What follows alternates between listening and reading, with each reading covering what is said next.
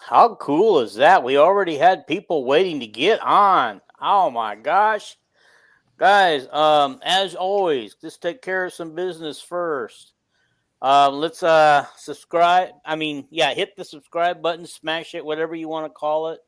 I believe we're at 518. We're gaining all the time, but I want to move up toward 600 and eventually head toward 1,000. So if we could do that for me, please, and hit the like button, leave a comment, and I'll definitely come back after the show and answer your comments and share it. Share it with your friends there. Howdy, Paul. Howdy, boys. Hank, I know that you like to come here for Jason. He is supposed to come in. We're thinking he's going to come in late because he was running a little late, so he should be here. And so, just so that you know, he's coming. At least I think he is. So here we go. Where'd the phone go? I just double check just to make sure he didn't send a text and say no.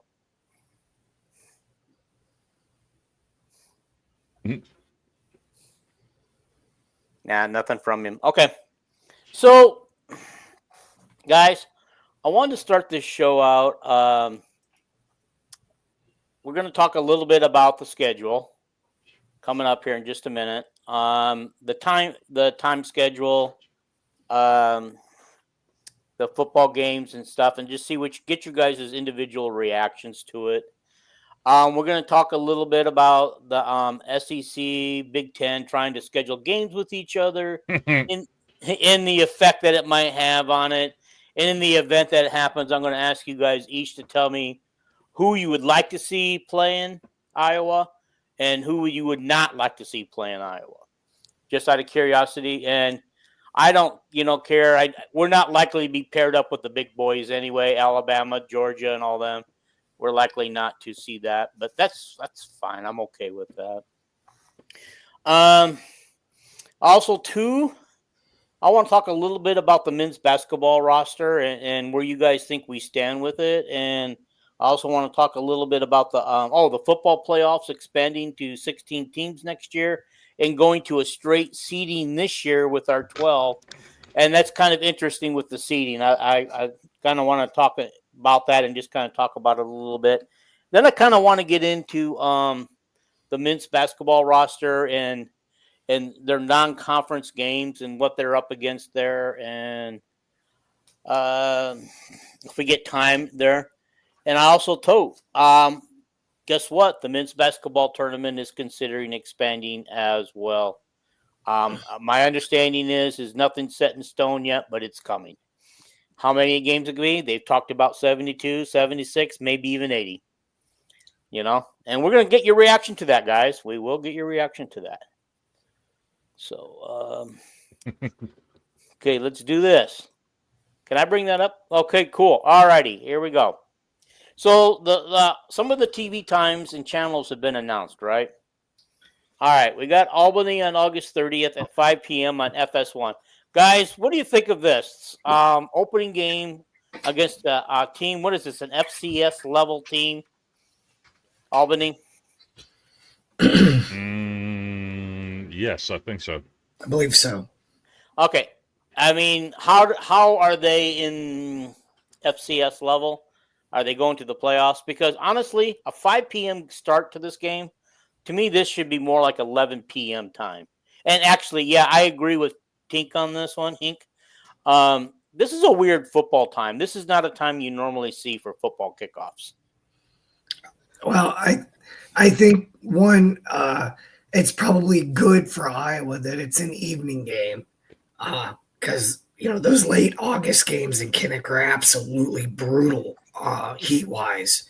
So, having a game in the evening, it shouldn't be as hot, and it should help generate excitement over what should be a very outmatched opponent. Yeah. Okay. So yes, we've confirmed that they are an FCS team, and Gronowski has played against them. All right, Chris, what about you? What's your opinion? If you don't win that game by 30 points or more, just fold it up. Yeah. Oh, God, guys, Albany's the kind of team. Low. You're thinking low. I'm thinking 40 or more. Well, I'm taking in consideration what the offenses look like the last 3 years, and if you get to 40, the skies might part. I'm just being real. Albany is the kind of team that Florida would schedule the week before rivalry week at the end of November. Yeah. So. Well, what's the Athlon magazines and everything get out? Well, I'll find out more about these teams. Well, I will get into that later about the notion that there's a problem with scheduling guys like Albany a week before a rivalry game. I'll get into that later. Yeah, when we talk about the scheduling. Okay. Yeah. All right. Iowa State is 11 a.m. game on Fox. They had to get special permission for Fox to do this game because normally Fox only does Big Ten home games. But I guess Fox is also contracted with the Big 12, so this kind of worked out. Kept it off of ESPN. 11 a.m. start. Honestly, I would love – well, I don't know. Now I was going to say if it was a nighttime game at Kinnick, I'd love it. But, yeah, I don't like nighttime games at ISU. They have a tendency to overplay this game. But so what do you guys think of this game? I mean – go ahead, Chris. Like you went last time. I want you to. This is an Iowa show, right? Yes. Sorry, Hawk fans. I'm a realist. Iowa gets ran bad. Wow. Okay. Iowa State. Yeah, they're going to be fantastically good. Okay. All righty. I hate to rain on any parades. It just they're that good. Yeah. We'll talk about that too, more of a prediction when we get closer, when we know who's who, when we do that. And it said, brother, when was the last time Iowa State destroyed Iowa? We'll see. We'll see. I'm not giving my opinion on that game yet. I just kind of want to know what you guys, Paul, what are you thinking right now? Isn't there some weird thing going on with this right now? Like the road teams won the last 4 or 5 games in the series. Last five.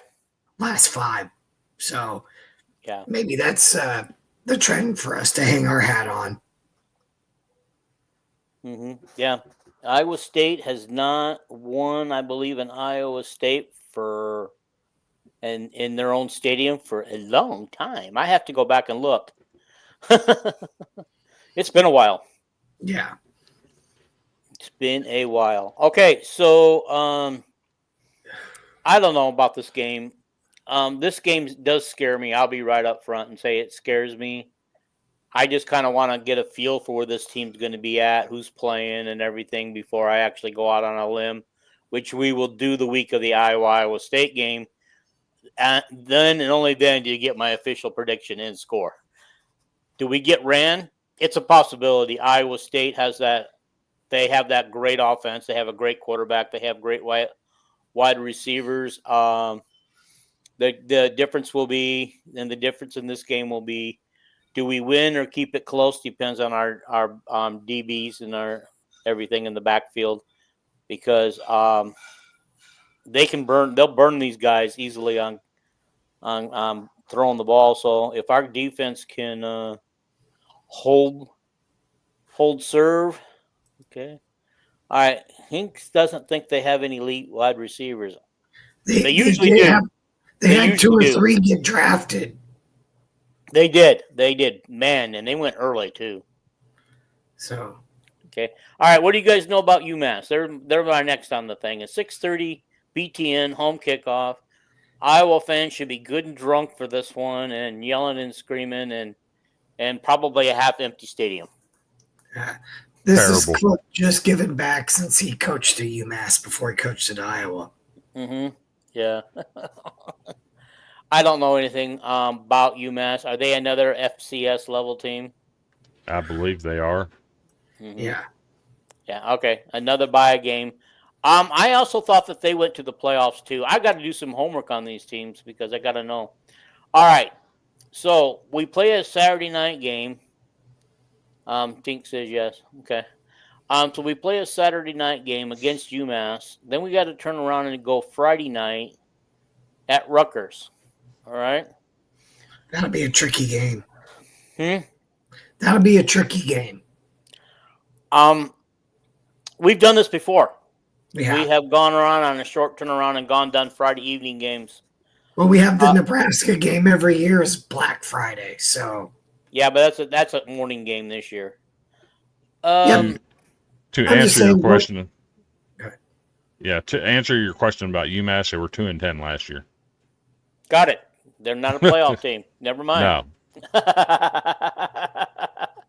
Okay, so Chris, what do you think about Rutgers? You're over that way. Maybe you hear some feedback about what they expect this team to do this year. You know? Greg Schiano's done a fantastic job there. They're going to win 6 or 7 games, but Iowa should be able to handle them. I'm actually in agreement with you on that one. Okay, and I believe we're on a bye week after that. But anyway, now our next game. We had a problem here on our chart. We got Iowa State listed twice. Iowa State's got 3 times listed there. Yeah. So there's a possibility that it could be moved. No, this is Iowa. No, this is not it. The original one. I have to go back to what I sent you guys and see what that was. What game that was? That was not Iowa State. Okay.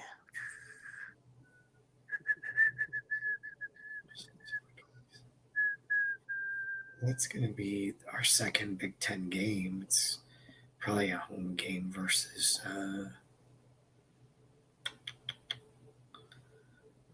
Indiana. It's Indiana. Indiana. Yeah. And I think the reason why they don't have a time set for this game yet is it just either be 11 a.m., 2:30, or 3 o'clock. And 3 o'clock's another weird start.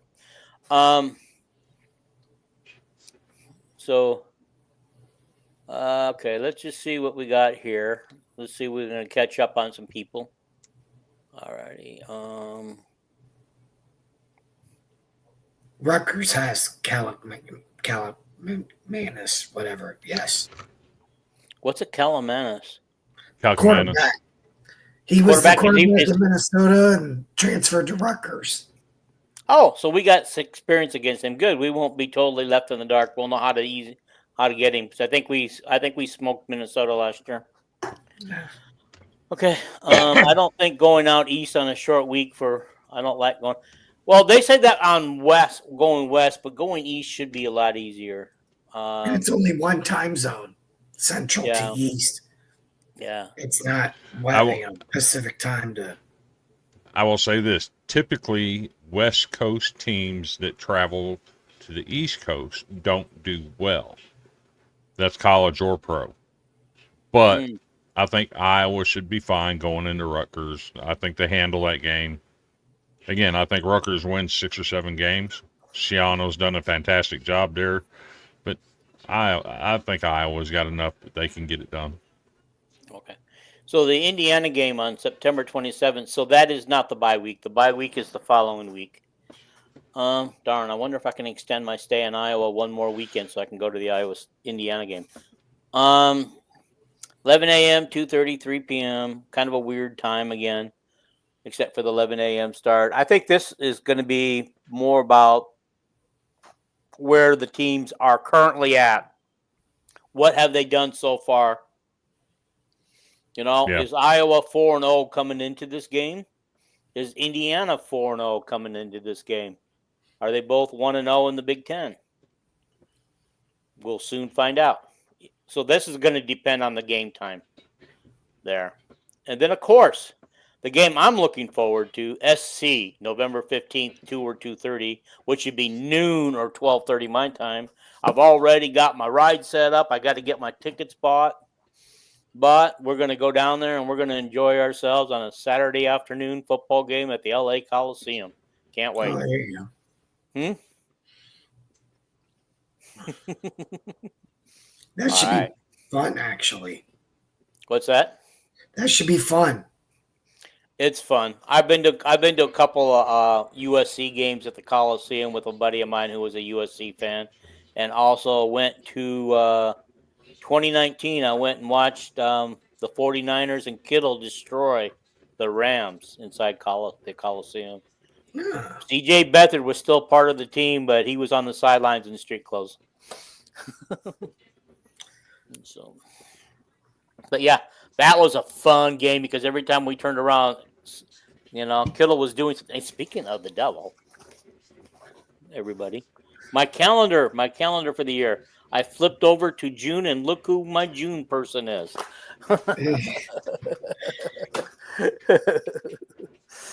Okay. All right, guys. Do we want to? I just kind of want to. We'll move this along a little bit. Let's talk about the Big Ten football scheduling. As you guys know, that they are in talks of wanting to schedule SEC teams and Big Ten teams. However, my thought about this is that SEC has to go out and get 2 more teams, or 2 Big Ten teams are going to get left out. Okay. So I don't really ever see this happening. So everybody who's concerned that Iowa State will be gone off the schedule, I don't think that's going to happen. But they are only scheduled through 2027, and after that, they have to renegotiate the contract. So here's my take is what I want to see from you guys or hear from you guys, if this ever comes to fruition, which like maybe in my lifetime it won't. What do you guys? Who would you like Iowa to play, and who would you like them to avoid? What would make an interesting game for you and not interesting? So Paul, go ahead. Well, I mean, selfishly, I'd love to have a home and home with the Gators, just because that's a short commute for me. But I can understand that, dude. From competition wise, or what do I think would be, obviously Missouri is natural. Kentucky, with having Bob Stoops there, is still a natural kind of thing. So, Chris, what about you? So, Vanderbilt. This is going to happen. Okay. It is all about money, and it's going to happen within the next 2 to 3 years. And like I said, it's all going to be about money. So they're going to match them up. What makes sense regionality. Mm-hmm. So you're probably going to get either Missouri or Kentucky,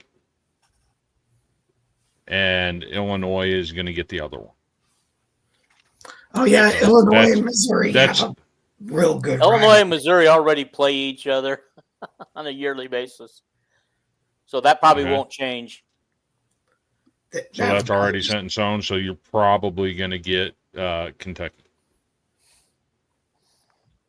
Okay, we got to vote for Vanderbilt. I'd take that. Give me a home and home with Iowa. Mm-hmm. Okay. By the way, not to rub it in because I don't know a lot about college baseball, but how did a small northern school take down Vanderbilt today, a SEC school, when they play in a league known for their baseball?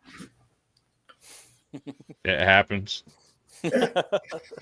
Seriously, all it takes is a hot shot pitcher that gets you off balance, and that's exactly what happened. He wasn't spectacular. He only had 2 strikeouts and pitched 8 full innings and had 2 strikeouts. Yeah. Didn't you say that he had an 8 ERA? At 8.15 ERA coming in.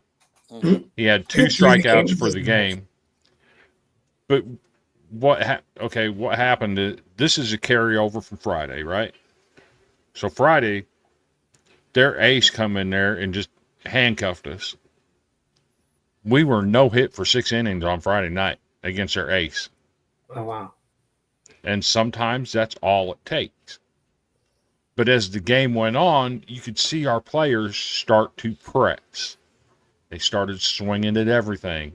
Once they started swinging at everything, his strikeout numbers went through the roof. And then he was out of gas. The last 9 batters he faced, he walked 3 of them and plunked 1 of them. So he was definitely out of gas. So they pulled him going after 7, pulled him in 7. Okay. We come back and won the game. Well, then yesterday we go to play in Louisville, and the same stuff happens. They started a guy that's got 3 starts on the season, comes in there. Twice we had second and third with 1 out and couldn't score. And then you start pressing, and you start swinging at everything, trying to make something happen. And it happened today. We get up in the first inning, guy throws 6 pitches and gets out of the inning 1, 2, 3. Wow. With an 8.15 ERA. And so then, bottom of the first, we started a freshman that's normally really good, gives up 4 runs in the first inning. So now you're down. Now you're down 4-0, and then you really start pressing because it's like, here we go again. And there were 9 times today our guys swung at ball 4. Okay, that's and funny. Popped it up. All right. It happens. All right, we're going to move on. We're going to stick to basketball and football here.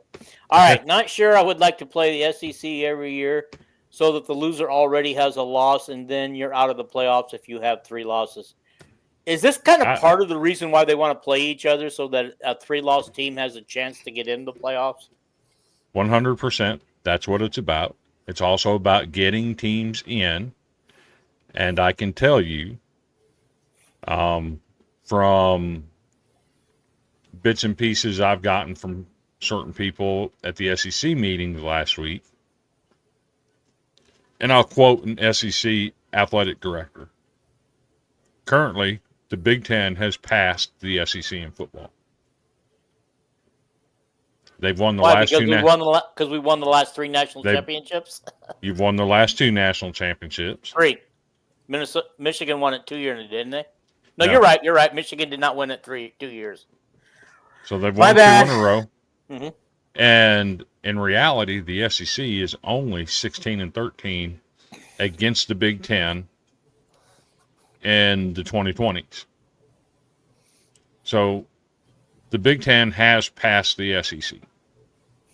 Now, what they want to do, these 2 conferences want assurances that they're going to get 6 teams in the playoffs. That's the whole reason behind the move to 16 teams. These 2 conferences want a minimum of 3 teams each guaranteed in. I thought it was 4. I thought it was a 4-4-2-2-1. That's the ultimate goal. Okay. But they want, at minimum, they want a minimum of 3 guaranteed each conference. Okay. So the problem lies in the SEC only plays an 8-game conference schedule. Correct. This is what we want to talk about. And I will challenge anybody in the country to complain about that. Because what you have in the SEC, okay, take Tennessee, for instance, right? They got Bama this week at home. Next week, they're going to Georgia. The week after that, they're going to LSU. The week after that, they're going to Texas. The week after that, they go to Oklahoma. And then they go down to Florida. That's brutal. Okay. There's no other conference in the country that can say that. Well, what you did was you just ripped off all the tough teams in the league. But that's what it is. I know, but what you're saying is you're saying that they're not going to play any of the other teams at all, and I don't see that happening. I mean, they're not going to put all those teams in one season on one team. Can I tell you who's got the number one hardest schedule in the country? Who? Going into this year? South Carolina. Okay, all right. They have Vanderbilt. They have Florida. They have Georgia. They have Alabama. They have Texas A&M. It's brutal. And there's no other conference in the country that does that. So the SEC is not willing to move off of the 8-game schedule. But they need to get that other Power 5 game in there. Well, right now we have it's mandatory that every team plays another Power 5 school for an out-of-conference game in the SEC. So what they're wanting to do is add another Power 5 game to that, specifically with the Big Ten. Okay. So they would have 2 Power 5 schools outside of the SEC, and then 2 cupcakes. Yeah. Because they would still keep their 8-game schedule or 18. And that, you know, and that's why I said, schedule. And that's why I said, when you made a joke about UMass or the UMass or Albany being a game for Florida before a rivalry game. Yeah. Well, guess what? Their rivalry game is Georgia every stinking year.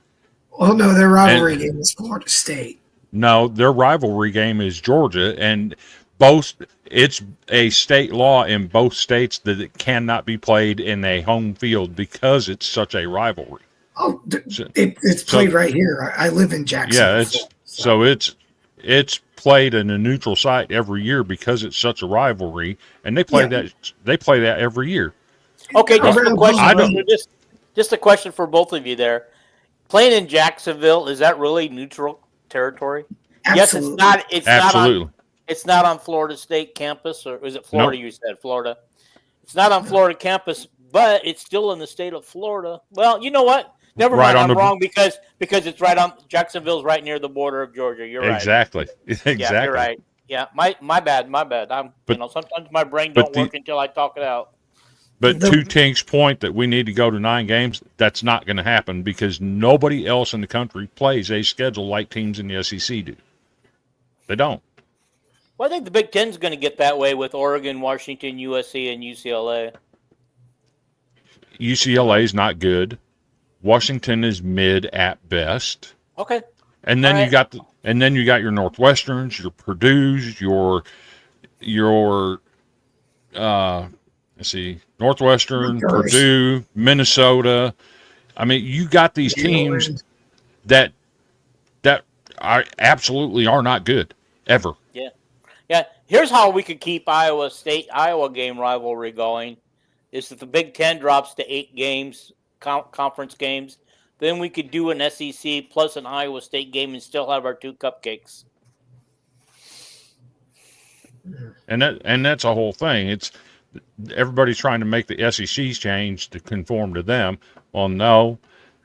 If you came down here, you live in SEC country. You know what it's like. Mm-hmm. I do. It's brutal what these teams have to go through every stinking year. Yeah. But yeah, I do agree with Tink on this one. The series would be a good eye-opening experience for a lot of fan bases. Yes, because yes, it means a lot in the SEC. I think their ads even say it just means more, something like that. It means quite a lot at the Big Ten venues as well. So I mean, to have some of the fan bases from the South to go to a Michigan or an Ohio State or a Penn State, Kinnick, Wisconsin, those are good trips for those fan bases and those players as well. Yeah. Hey, when do you guys want to pull up Wisconsin's schedule? We talked about it last week in this week's show, but it is like they may have the roughest, toughest schedule in the Big Ten this year. I think they had it last year too. Their schedule was brutal. I can find it real quick. I will compare this to a SEC schedule, and we'll get there. Okay. How's that? This will be fun. Okay. Oops. I pulled up Iowa's, not Wisconsin's. This will be fun. Anybody got it, or am I still looking for it? I got it. Oh, okay, let's go. Let's read off their schedule. Let's see what you got. Let's see what you want to do. Week 1, Miami of Ohio, at home. Okay. Max. Okay, that should be. Honestly, Miami's not a bad team. They could actually. Oh, stop it. Have you ever heard of a group of 5 team upsetting a Big Ten team? It has happened. Ben Roethlisberger would be very upset right now if he was listening to us. Ask Iowa. They got beat by a group of 5 team a couple times. Once with a bowl Miami game on was the line. one of them. Miami of Ohio has beaten Iowa a couple times. Not my lifetime. They've beaten Vanderbilt too. I'm pretty sure Ben Roethlisberger beat Iowa. He never beat Iowa. He didn't. Trust me. He never beat Iowa. Although he gave us a run for our money. But yes. Iowa prevailed. Both times. All right. So real quick, Tink says the over-under on Miami is 5.5. Oh, guess what? I think he was talking about Wisconsin? Yeah, I'm pretty sure. Okay. Let me set the record straight. Last year, the over-under on Vanderbilt was 2.5. We won 7. That's good. Guess what? We returned 94% of our offense and 89% of our defense. You know what our over-under is this year? 4. 4.5. Right. 4.5. Who's making these odds up? Well, how about Iowa every year is either 6.5 or 7.5 on the odds makers, and it's just like, even though Iowa's not won less than 8 games except for the COVID year in about 5 or 6 years, it's just like, how stupid are you? So when he talks about over/under, I don't put any stock into that at all. Okay, but game number 2, Middle Tennessee State at home in Camp Randall. Okay, that's a win. Can I tell you a thing or two about Middle Tennessee State? They're an hour down the road from me. They're not good. They're not good. Iowa beat them like 60-0 one year. Yeah. Okay. Now you might have a little something at Alabama September 13th. That's a loss for Wisconsin. Alabama probably wins that. Yes, they do. Handily. Next, Maryland at Camp Randall. That's a win for Wisconsin. Should be. So you're 3-1. Then you get Michigan at Ann Arbor. You know what? Michigan's not good either. Did you happen to see what they did last year? They stunk. And now you're playing. They only lost 3 games. Michigan? Yeah, I think didn't they? Or am I wrong? No, they stunk. Okay, but they got that $10 million quarterback coming in this year. Oh, Stallions, right? Connor Stallions or something. So about that $10 million quarterback. Yeah. This kid just went 1-10 in his senior year. What?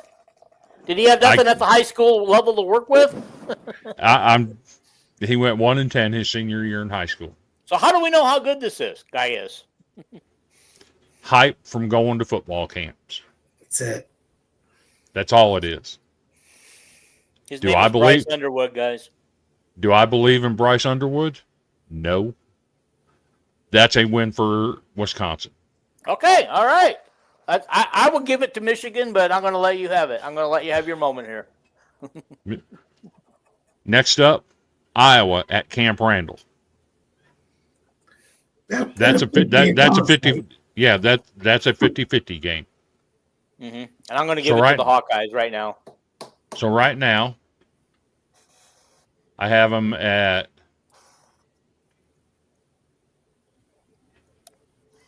I'm going to say 4-2 at the worst after Iowa. All right. Then you got Ohio State at Camp Randall. That's a loss, 4-3. At Oregon, 4-4. Washington comes into Camp Randall. Guess what? Washington's not going to be good. I think they're going to be better than people think they are. I really do. Okay. I don't buy that at all. Okay. Not with their coaching staff, not with what they got coming in. That's a win for Wisconsin. Okay, Vandy, while you're doing this, Calvin would like to point out that Michigan did beat both Alabama and Ohio State last year. Cool. What was Ohio State playing for in that game? I mean, Ohio State was probably, I don't know, a better seeding. I mean, they got a top 8 seed. They played a home game in the playoffs. What more do you want? Yeah. You're already playing at home in the playoffs.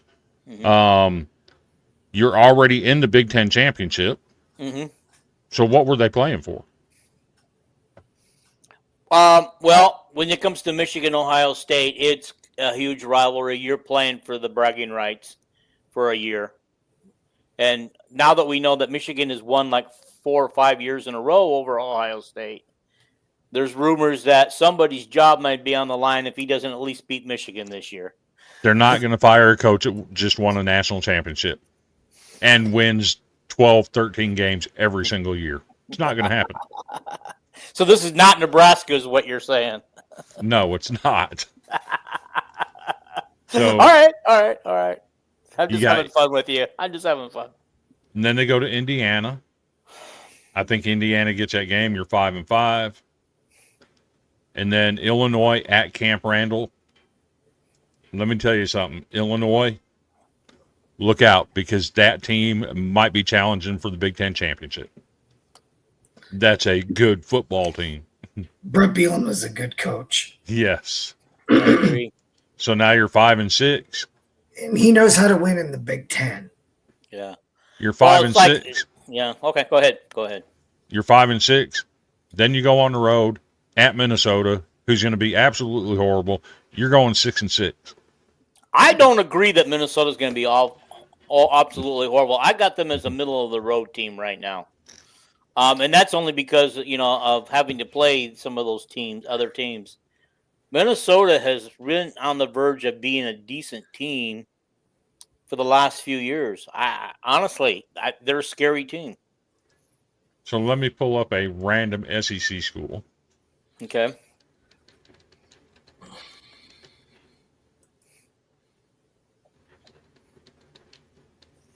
By the way, Calvin's right. Ohio State did not go to the Big Ten championship game. Michigan and Oregon didn't they? Last year? No. Mm-hmm.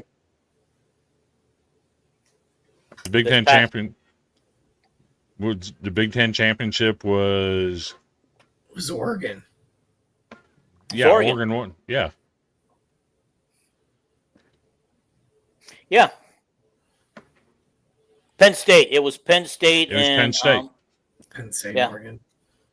Yeah. You're right. Michigan didn't even go to the game. So let me. Pull Michigan could not have gone to the game because their run-loss record. Yes. Thank you, guys. Thank you, Calvin. Thank you, Hink. I really appreciate you guys keeping us on our toes. Okay, so let's do a random SEC school. Okay, cool. I picked South Carolina. Okay. Out of conference, neutral site game, starting the season, Virginia Tech. What you got? With Kyron Drones at quarterback, Virginia Tech cannot be taken lightly. Okay. Mm-hmm. I think South Carolina wins that. Then they get Then they get the cupcake at home, South Carolina State. Then you get Vanderbilt at home, a 7-win team from last year.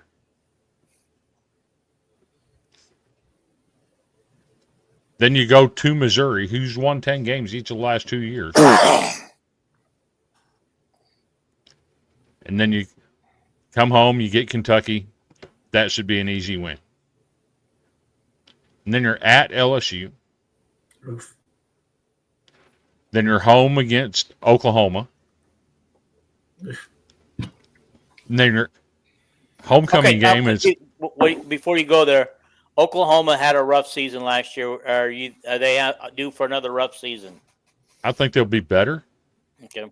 But 7-5 for them is a rough season. I think it's 7-5, 8-4 again this year. Okay. After Oklahoma, then homecoming is against Alabama. Jesus. And then at Ole Miss with Lane Kiffin. And then at Texas A&M. I would say South Carolina does have a brutal schedule. And then you're home. Then you're home against Coastal Carolina. And then guess who you end your season with? North Carolina, I think. Clemson. Clemson, that's what it is. Who will be one of the top 2 teams in the country next year. Wait a minute.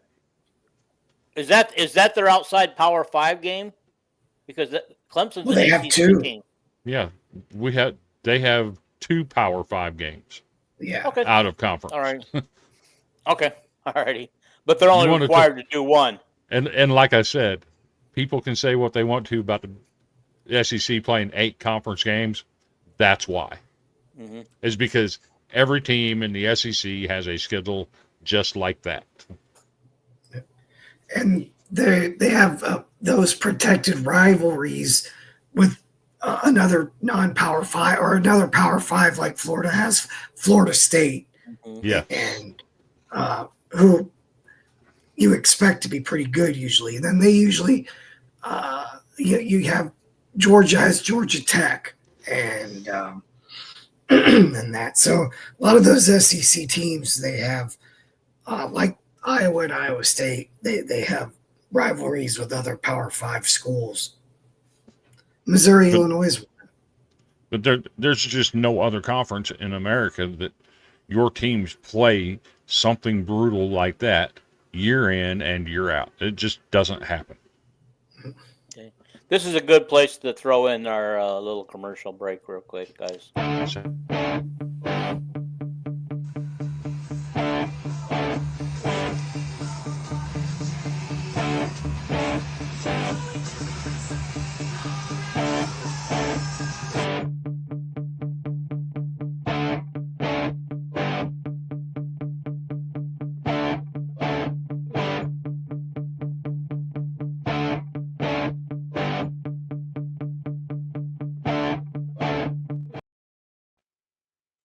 All right, we're back. Okay. If you guys are ever down in the South Carolina area, vacation or whatnot, football, maybe Iowa gets to play South Carolina in a bowl game this year. Stop there at Jimbo's for a tattoo. Personally, I don't do tattoos, but I have nothing against them. So if you want to go get tattooed, go get that big herky on your chest. There you go. I would, if I had to do a tattoo, that's the one I would do. But I get what Kelvin is trying to say here about Ohio State and Michigan. Michigan beating Ohio State. Ohio State had nothing to play for. They were playing not to get hurt because they had something bigger on the agenda than beating Michigan. Their agenda was to do what they did, and that was to win a national championship. Okay. Alrighty. Okay, so moving on. So basically what we were talking about is, when this comes about, who we'd like to see. But I got a question. Since the SEC only has 16 teams, will they have to expand to do this, or will 2 teams just get left out? Because my prediction is Iowa will get left out so that they can continue the rivalry with Iowa State. You know who they're going to leave out? Who? The bottom 2 teams in the Big Ten. That wouldn't be us. Whoever finishes 17th and 18th, you're SOL. They're either going to match it up regionally or they're going to match it up 1v1, 2v2. Well, I think it should be. I think it should be the just like that 1 versus 1, 2 versus 2, 3 versus 3. Just right down the line. That's the way they used to do the ACC tournament in the Big East. When they happened, you're always matched up with a team that had a similar record as you the year before. Yep. Okay, guys, before we move on to basketball, and we will move on, I want to say that I personally would either like Iowa to play Oklahoma or Kentucky. And I don't see, Arkansas would be a good one too, actually. Those are all regional enough, but I'm afraid in the long run we'd end up with Missouri or Kentucky, which I don't have a problem playing Kentucky. And it's not because of Mark Stoops. It's just that I think most years we could beat Kentucky. I think so too. We just had one bad year where we had the wrong person at quarterback. Right, Paul? You could say that. It could be said. It has been said. Well, and Kelvin does make a point. A lot of our bowl game contracts, we're contracted with SEC teams anyway. Yeah, but and I always hate the kids don't play in the bowl games anymore. So I'd rather see a game that matters between the schools. Yeah. Well, with this new what do they call it? Anyway, the revenue sharing that's coming, if it actually comes, because they keep saying that this should have been approved a couple of weeks ago, and the judge gave them 2 weeks to figure out how to grandfather in the extra players so they wouldn't have to all lose their spots in football. And that 2 weeks is now turned into a month, and so you wonder what's going on. But with the revenue sharing, here's what I would like to see. I would like to see some contracts in place to where these guys are committed to the team. You know what I mean? Can't keep moving around, and you're committed. At least worst case scenario, I would like to see them in the contract that you need to play in the bowl game. So, make no mistake about it, the Big Ten and the SEC control college football right now. I can tell you that it's going to be a 16-game playoff. They're going to have their guaranteed spots in the playoff. They're going to reduce the transfer portal down to one window. Don't know when that's going to happen, but that is coming down the line. That's going to happen. And it's going to be in January, starting on January 2nd for 2 weeks, and that's the only portal you get all year long. Good. Period. The end. Mm-hmm. That's going to happen because too many coaches are losing too many players. They also are looking at trying to do something in regards to NIL, where if you are with a team for NIL, that you are required to play in a bowl game. That's what we want to see. I think that's a good move, and I also think it's a good move. There's some discussion that if you have an NIL contract with somebody and you move to another school, that you cannot draw NIL for a year. Yeah. I'm hearing that's coming down. That would be good. Or if you choose to accept NIL money, you don't get your revenue share. Or the revenue sharing, something like that. That would be good too. Yeah, there's things that they could do. Okay. So guys, let's move on to basketball a little bit. I think this has been a good, healthy discussion. It went kind of like I hoped it would. Mm-hmm. And you got that SEC mind in there to counterbalance the Big Ten thought process and let you know, hey, this is where we're coming from. Mm-hmm. Yeah, Chris, that's the reason why I wanted you on the show tonight, because even though you are a Hawkeye fan and a Vanderbilt fan, you know SEC better than both Paul and I do, and Brandon, who was supposed to be here, as was Jason, supposed to be here. And boy, this could have been a lot better talk if those two had come on. But anyway, okay, moving on.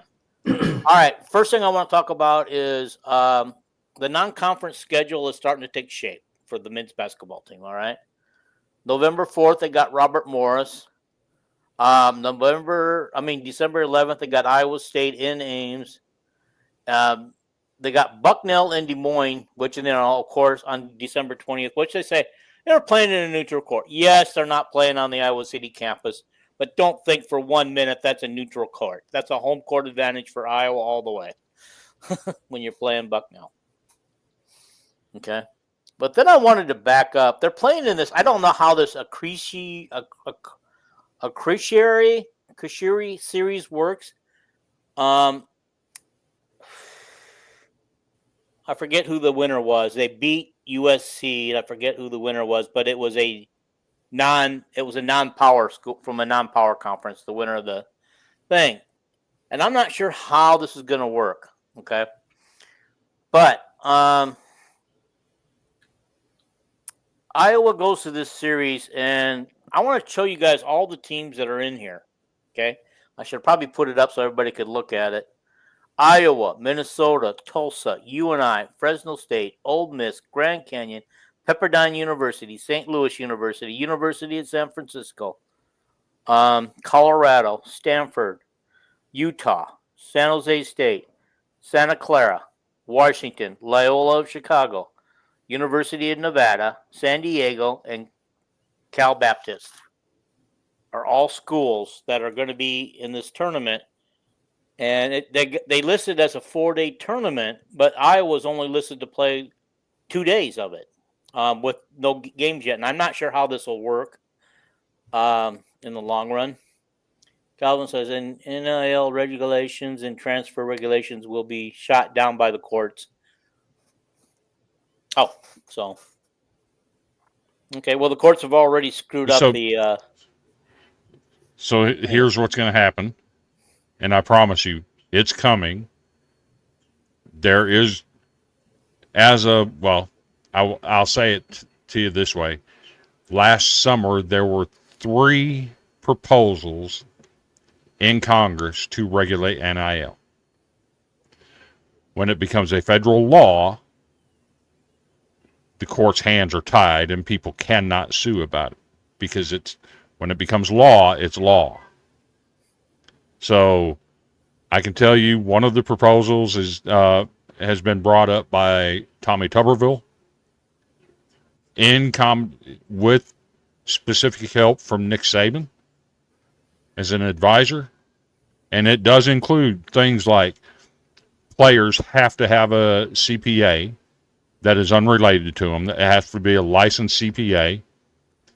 There's going to be a national registry for NIL agents. There's going to be a national clearinghouse for NIL deals to make sure they are what they're supposed to be. It's going to be passed by Congress. It's going to become federal law, and these schools will have no leg to stand on to sue the government. That's what's going to happen. That's just how I can tell you.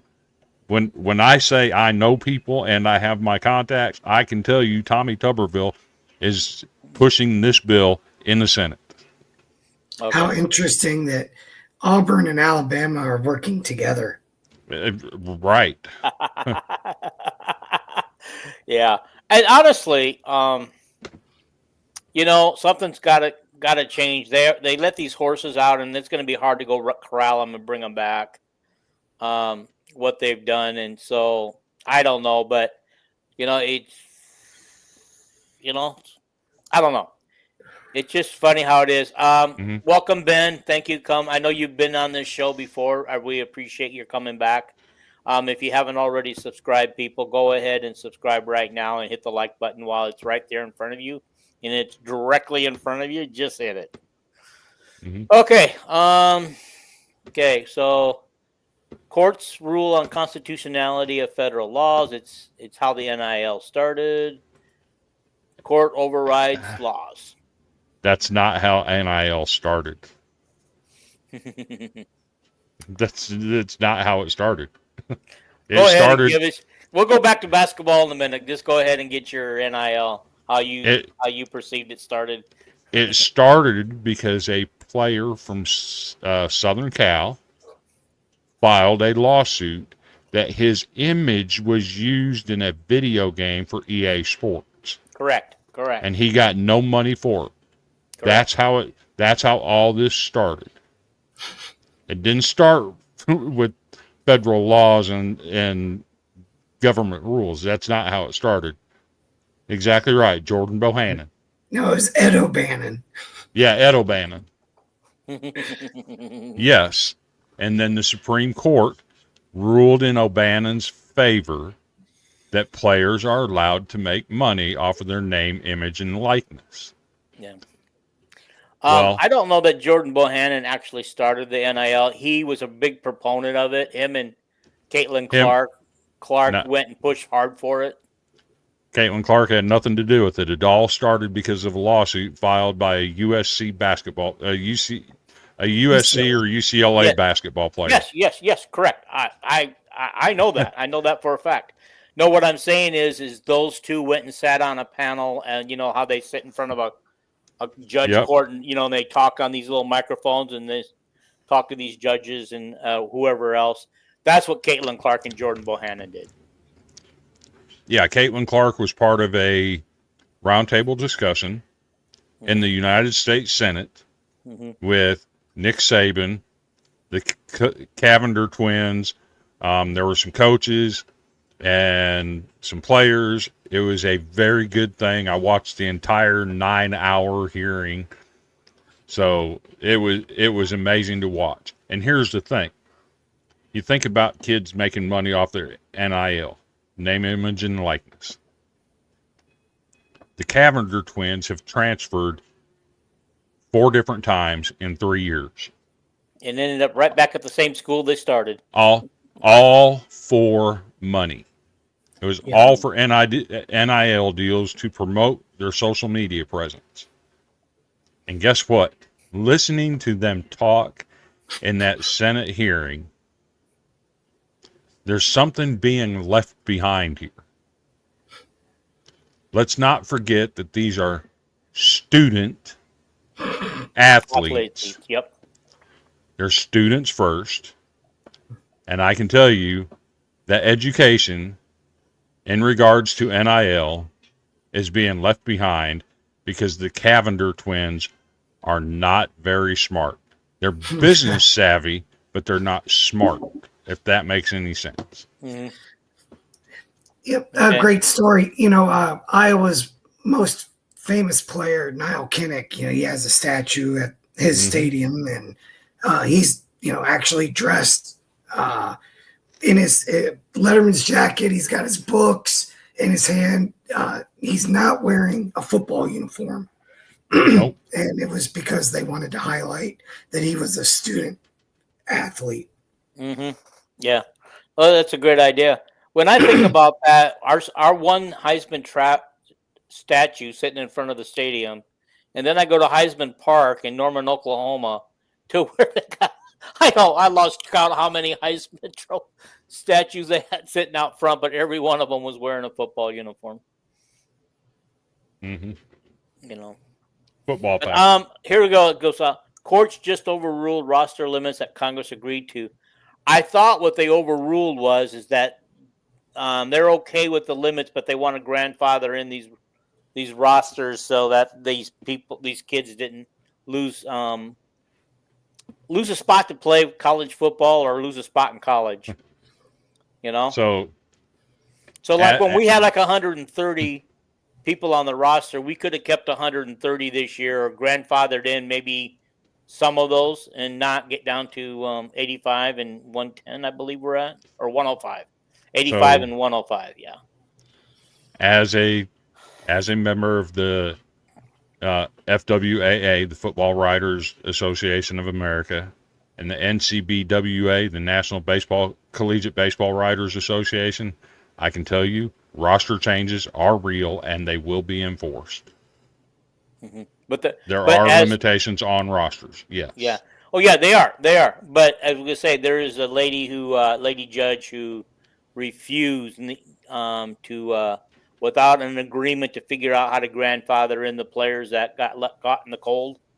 She told them she had 2 weeks or she would not approve their plan. Mm-hmm. And so I don't know where that's at right now. I really don't know. Because like I said, that 2 weeks has turned into well over a month now. And since they were supposed to come up with a plan, that was back in March, I believe, or April. And the roster limits in baseball, you will have 35 players, period, the end. That's it. Yeah.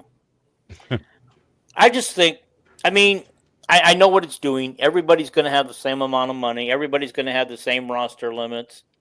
You know, is this a case where the rich get richer, or the rich start to fall off like the others, and we all have we have equality among our football programs? Do we? I don't think Trying to the get rich some.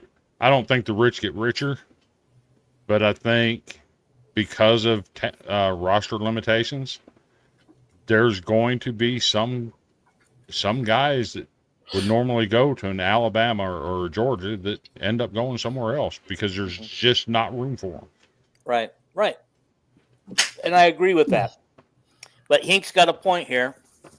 KF said that they're now into summer workouts and they don't have any idea what's happening with the roster limits.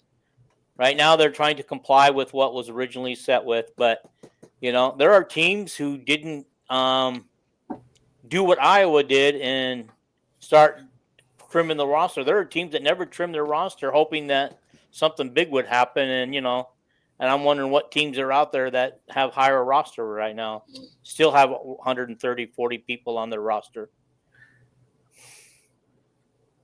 That's a good question. All right. Okay, moving on. Iowa. All right.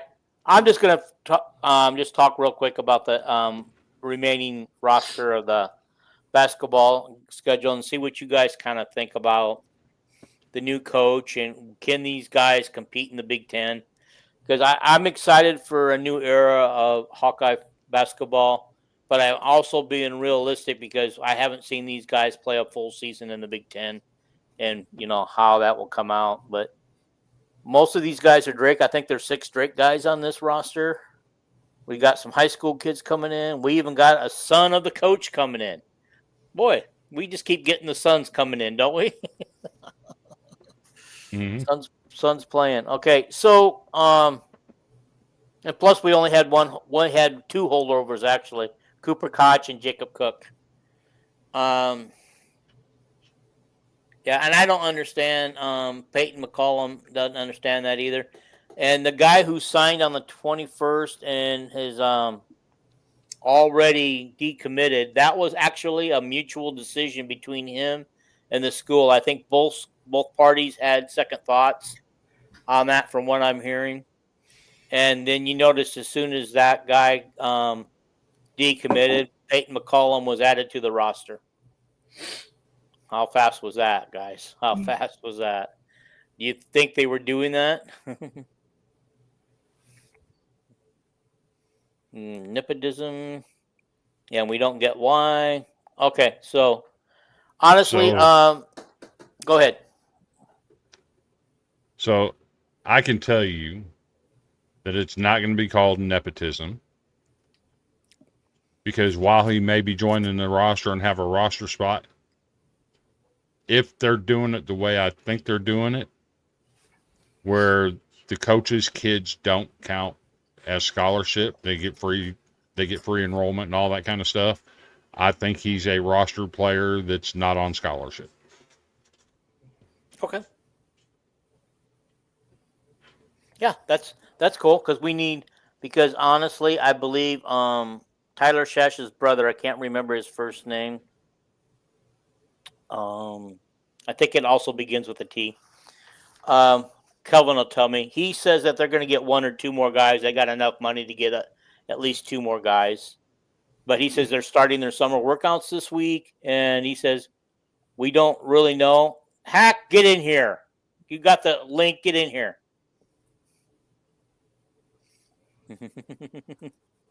I think they get to eat now with the team. They do. They do. So I'm trying to figure out why people have a problem with Peyton McCollum joining the team. Well, because I don't think he was a highly ranked or highly thought of basketball player. He did play on a state title team, I think. Yeah. Well, I guess Hack So has decided to talk to us only through this. so he was class 5A All State. hmm Was he all state? Did you look it up? Prep Hoops 4A All State team. Sports Illustrated Boys Class 5A All State team.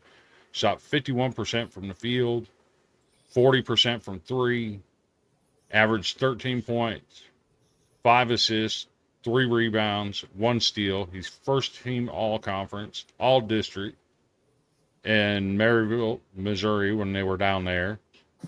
He led his prep team to Class 4 District 16 title in Missouri, scored 1,000 points in his first 3 years in high school in Missouri.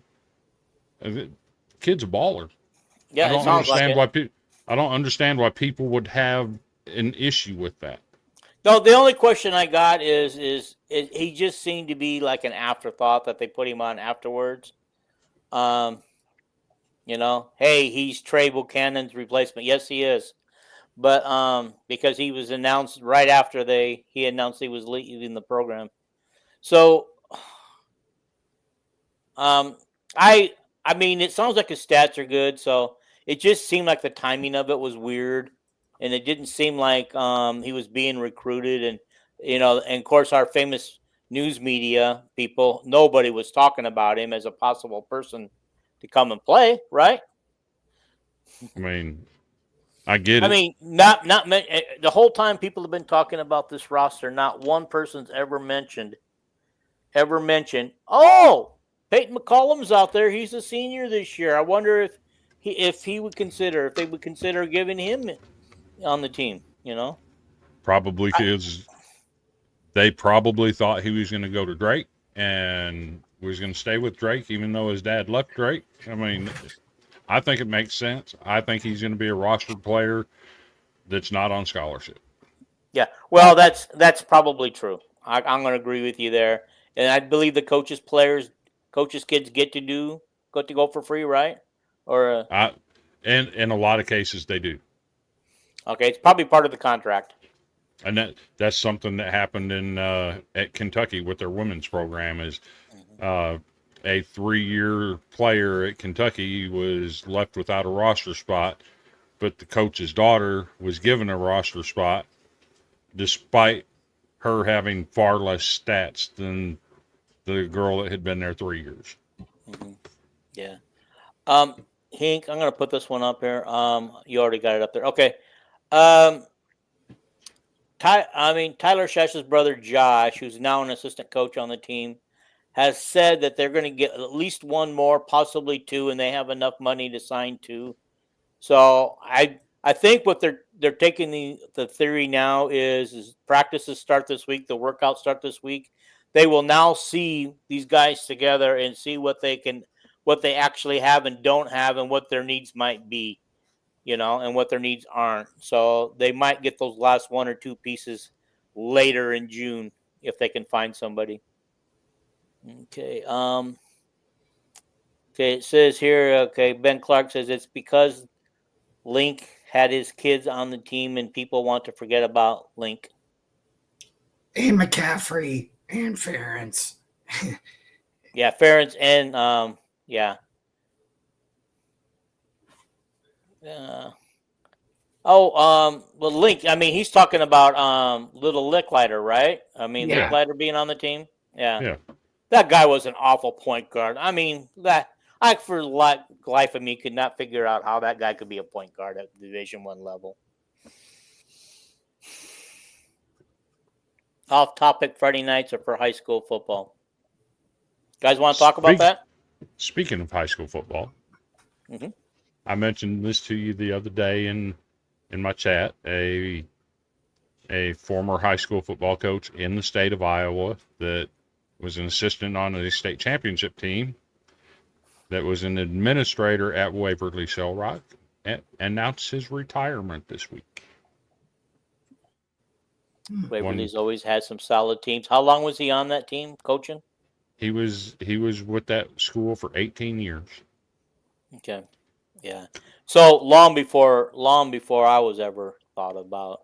I mean, long after I left the high school scene. And like you said, since he's been involved in the administration at the school, that school has put out some fantastic sports teams. So I Yeah. get what Hackwell is saying, that Friday nights are for high school football. You damn right. Go watch some Carroll Tigers. Go watch some Denison Monarchs. Go watch some Harlan Cyclones, some Waverly Shell Rock. Go watch these teams. Yeah. No, I used to go to when I lived in Hubbard. We were part of the South Hardin School District, and used to go to the South Hardin football games in Eldora. We were the South Hardin Tigers, and I will tell you, the first few years that they merged, Hubbard and Eldora merged their football teams. Mm-hmm. They were an awful football program. They were starting to get better the last year I lived in Hubbard, and from what I can tell following them, this new coach that they've had for the last 4 or 5 years, he's just or actually 7 years now, I think, 7 or 8 years. He's doing really well with these guys. He gets them involved early in grade school and middle school.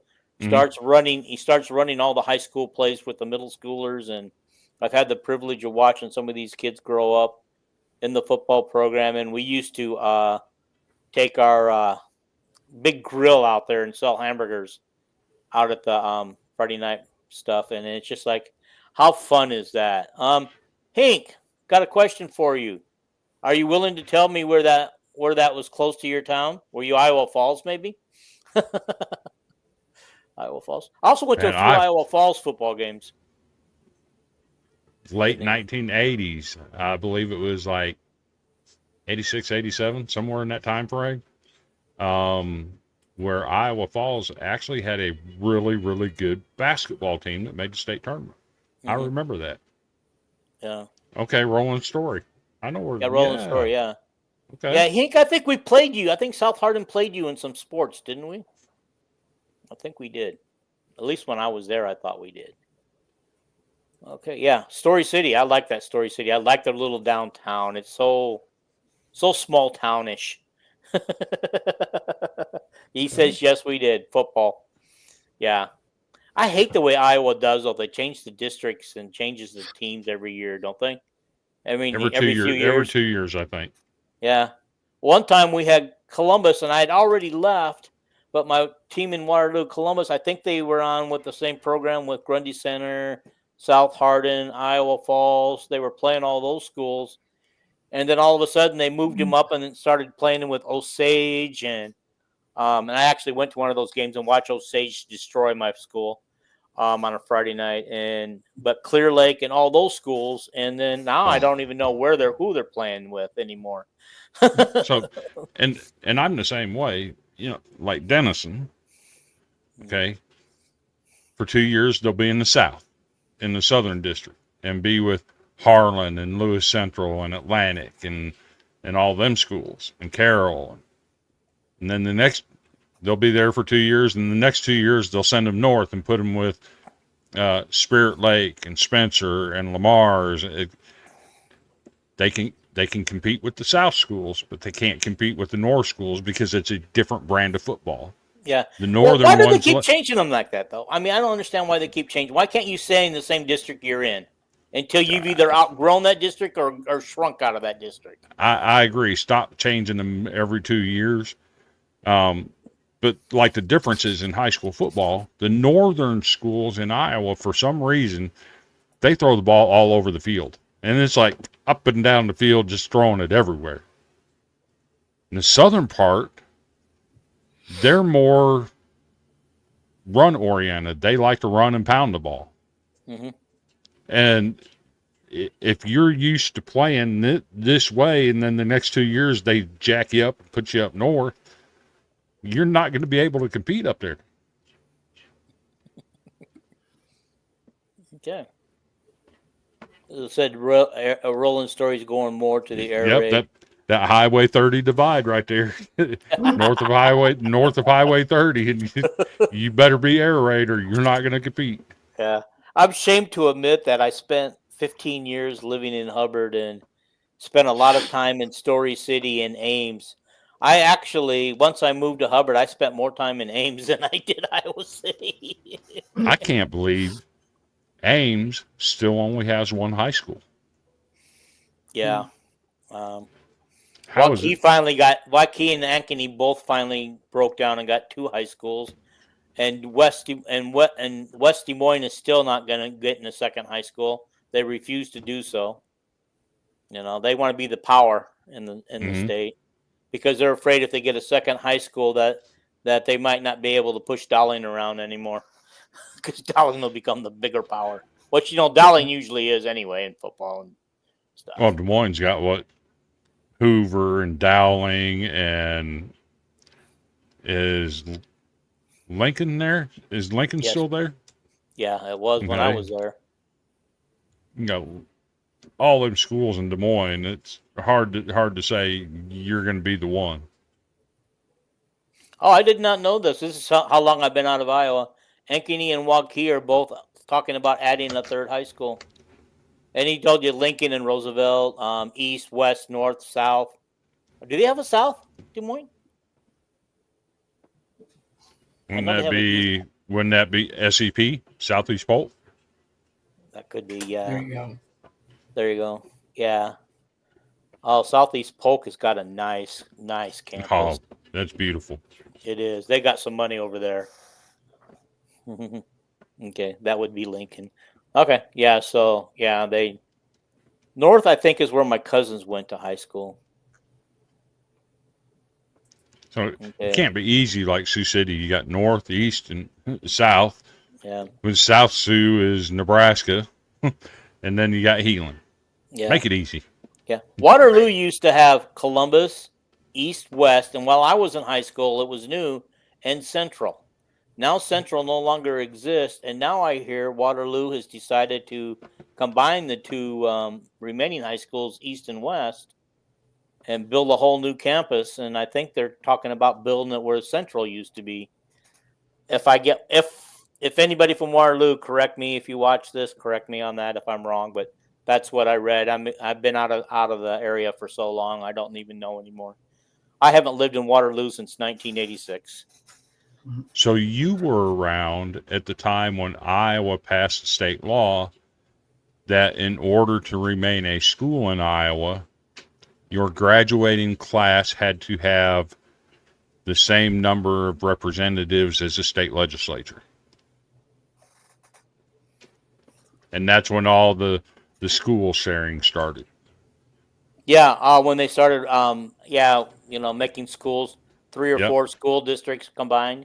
Yeah. Yep.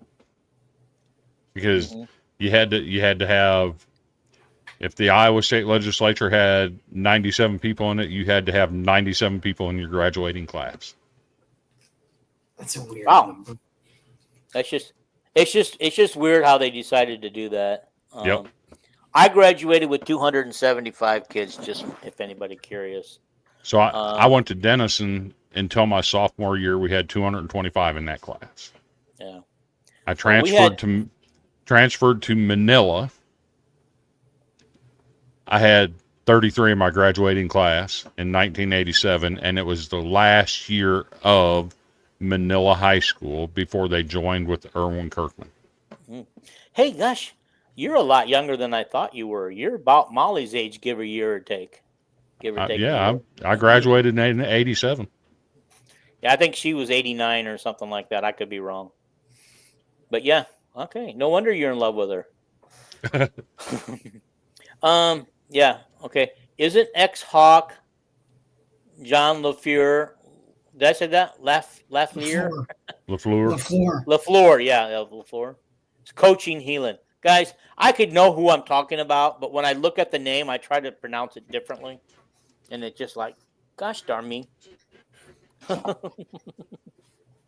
Okay. Well, guys, I think this has been a good talk. I appreciate everybody who's been online. It's a good place to wrap this up. So, guys, we have a whole bunch of other programs on the Villains Network that you can actually check out too. Got a variety. Would you like to plug yours, Chris, before we leave? Sure. You can find me I'm on Twitter. I have 2 different Twitter accounts. My personal one is Vandy Chris. My second one is Third and Vandy. That's the one I do most of my sports stuff on. You can find me live on Facebook, YouTube, Twitter, all of the socials, Tuesday nights, 8:30 p.m. on the Golden Broom Podcast. Currently, our focus is college baseball. Of course, we got the big regionals this weekend. It's been a tough weekend for me. I don't want to hear it from anybody, but it is what it is. Tennessee lost today, so that's a good thing. But I'm also on the Villains podcast on Thursday nights at 7 p.m. That's fun. We just talk about random stuff on there. I like that. I actually enjoy watching and leaving my comments, and I think I was on the show 1 week. So this past week we had one of our topics was cereal, and we had like 9 different cereals, and we had to pick 3 that we would keep and then 3 that we'd get rid of. And it was so hard because I liked all but 2 of them on the entire thing. So it was hard to decide which ones to get rid of. And then that led to an hour-and-a-half long discussion of 4 guys talking about cereal. See, guys, it's not all about sports. We can have a little fun on randomness too. But By the way, speaking of cereal, I was at Walmart today, and on display, they've got a new Captain Crunch flavor out. It's like Dreamsicle, orange Dreamsicle. Oh, dear God. But yeah, might have a little flavor in it, a little filling. Anyhow, on the Villains podcast, it's Thursday night at 7 p.m. Once football season starts rolling around, like toward the end of July, beginning of August, and teams start going into camps and whatnot, we're going to start ramping up our football product, and you'll want to be part of that. And of course, college sports villains that give us the opportunity to air the Dean show. The Hawkaholics are on there. It's a fabulous group of guys that have created platform with a variety of programming. And thanks, Dean, for letting me explain where you can find me. Awesome. Yeah, no problem, sir. I'm returning you the favor. Guys, and this show will remain on Sunday through the off season, and Sunday and one other day once the fall football kicks off. Paul will be a part of that most of the time when he's not umpiring. But yeah, Paul umpires baseball games, guys. So give Paul kudos for putting up with them, and he does them at different levels, right? Yeah, little league and upper all the way up to high school. Okay, high school, yeah. So he's putting up with some crazy parents because I've seen video. All right, okay. And then Jason will also be a part of the football, I assume. He hasn't told me different, so I'm assuming Jason will be part of our football program. I don't know how much Paul and Jason will be with me this summer as I continue to do Sunday only. And so, guys, peace out, and I appreciate you guys being on the show. Don't forget to hit the subscribe button, hit the like button before you leave, and share. So I wanted to ask Paul his opinion about something really quick. Yeah. Since you're an umpire, did you catch the end of the Tennessee UCLA softball game today? I did not, but what was the scenario? Okay, so UCLA's down 1, got a runner on, hits a home run, 2-run homer. Ends the game, right? It should. Except for one thing. Somebody missed a base. She missed home plate. Oh. And then the on-deck batter pushed her back to touch home plate. That's illegal. You can't catch a runner. Okay. So it gets better. Tennessee protested or asked for a review. They reviewed it for 20 minutes. Whoa. Do these guys not know the rule, or are they just arguing over what they see?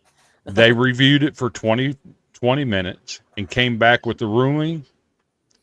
The runner is safe. Call stands UCLA walk-off home run. because it was not a reviewable play because the umpire did not see her not step on home plate. Wow. Hack has said that he will be a part of the program. How do you review a play for 20 minutes and decide, hey, we can't review this? We can't review this, even though we already have reviewed it. And admit that the player didn't step on home plate. So UCLA won the game. Apparently. But not in Tennessee's eyes, because that's kind of like it wasn't a fair catch when Iowa lost to Minnesota controversy. Quite a bit like that. Yeah, a lot like that. So how would you react in that situation?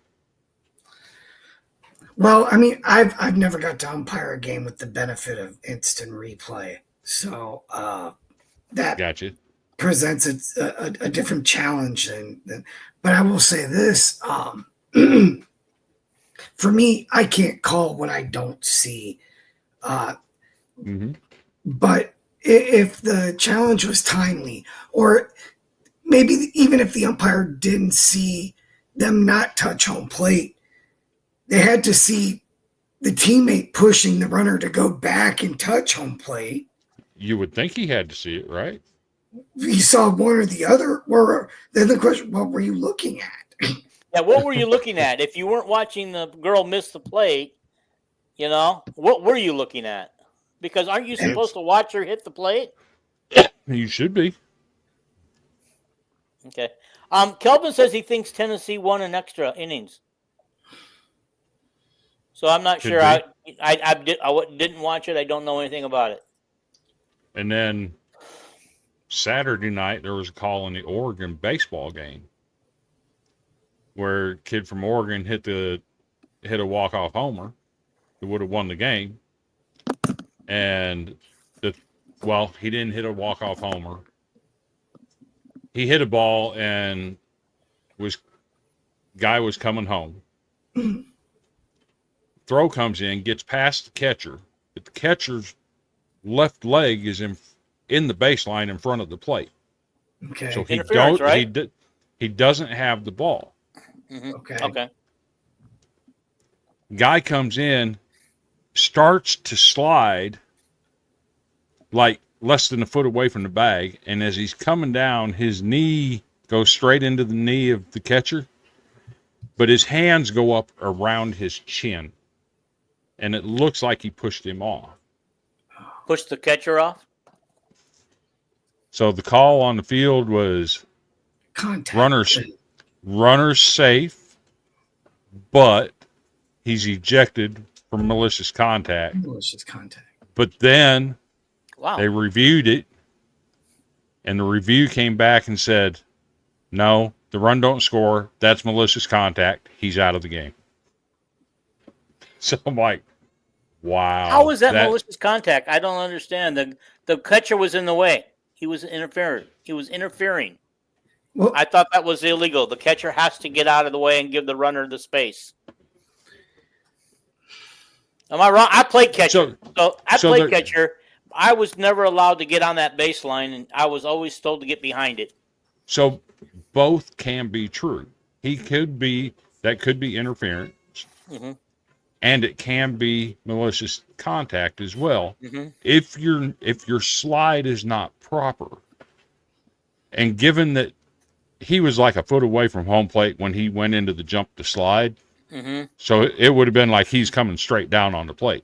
Okay. That's not the rule of what a legal slide is. Right. So because it wasn't a legal slide, it constitutes malicious contact. Okay. It's wild, isn't it, Paul? You never know what you're going to see out there. I've seen about a dozen videos this week of high school kids getting called out for malicious contact. Yeah. Because Paul, they're not sliding right. Yeah. Paul, are you doing Little League games? Yes. Okay, so why don't you get your Florida team together and you do so well that you get to travel to the Little League World Series this year? I actually just got done doing a district championship. So, T-ball district championship. T-ball. I'm, They got umpires at T-ball? the better question is, they have a district championship for T-ball? By the way, Right. they got 2 umpires. Yeah. So, Yeah. this is weird. My 11-year-old grandson plays in a rec soccer league, right? They don't officially keep win-loss records and standings, but everybody knows what the records are with everybody, and they all know the standings themselves. This was this last session that he did. This was the first year that they decided to have a championship league, and they actually. And my grandson, they had to come back and win. If they won that game, then they were into the finals, and they end up winning the league. That's the first time they'd done that in that age group, that they decided to have a league championship. And the first thing now they've done is now they decided to have a tournament team. And so he got selected for the tournament team by his head coach. But he's pulled the best kids from every team in the league. Mm-hmm. And so that he has to feel really special because he was considered one of the best kids in the league. Nice. So they do that with all kinds of sports down in Tennessee. Like, for instance, one of them is God, I'm forgetting the league. It's not Cal Ripken. They do it for Cal Ripken. They do it for Babe Ruth. Dixie Youth is another one.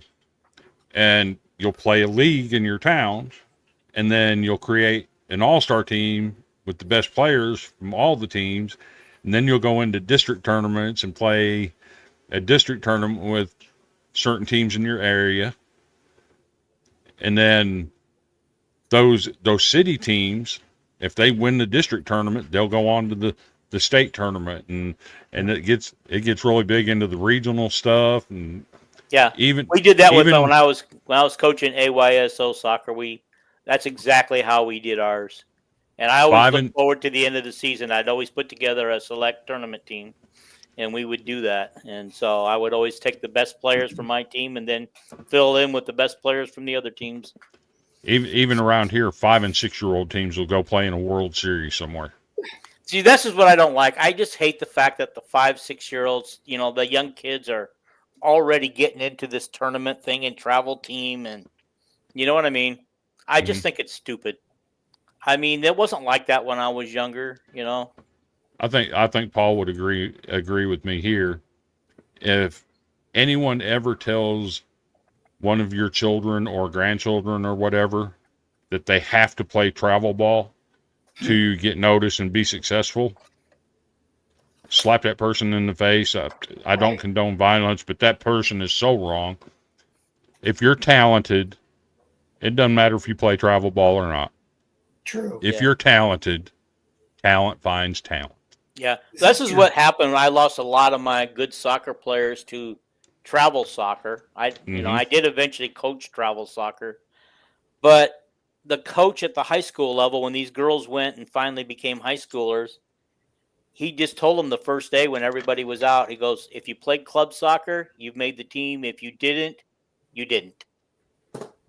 He didn't even bother to look at these girls to see if the non club teams, non-club girls, if they even, it's sad if they even had any talent. And I personally coached a couple of them, and I knew they had talent. And the school themselves, they lost out on some talent. Hadn't there been some NBA players and stuff that played like 1 year of high school basketball and ended up being all-stars in the NBA? Yeah. It's crazy. Yeah. Guys, we're going to the viewers are dropping off, but I think it's time to go ahead and end this. I feel like it's, hour and a half. I'll go 2 hours if I thought we could make it last 2 hours, but I don't think we could without boring everybody. So, guys, thank you for coming on here. Again, subscribe, like, comment, and share. Goodbye, everybody. Good night, everybody.